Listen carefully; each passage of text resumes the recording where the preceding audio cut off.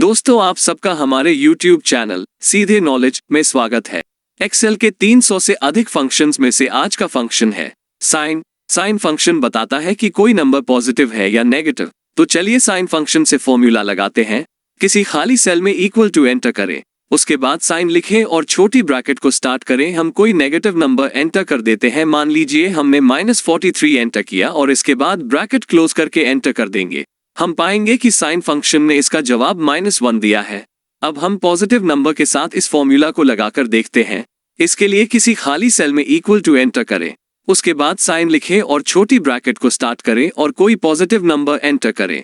मान लीजिए हमने 43 एंटर किया और इसके बाद ब्रैकेट क्लोज करके एंटर कर देंगे। हम पाएंगे कि साइन फंक्शन ने इसका जवाब 1 दिया है। अब हम 0 नंबर के साथ इस फॉर्मूला को लगाकर देखते हैं। इसके लिए किसी खाली सेल में इक्वल टू एंटर करें, उसके बाद साइन लिखें और छोटी ब्रैकेट को स्टार्ट करें और 0 एंटर करें और इसके बाद ब्रैकेट क्लोज करके एंटर कर देंगे। हम पाएंगे कि साइन फंक्शन ने इसका जवाब 0 दिया है। इस तरह साइन फंक्शन से अगर -1 आए तो यह नेगेटिव नंबर है। साइन फंक्शन से अगर 1 आए तो यह पॉजिटिव नंबर है। साइन फंक्शन से अगर 0 आए तो यह 0 नंबर है। अगले वीडियो के लिए सब्सक्राइब करें।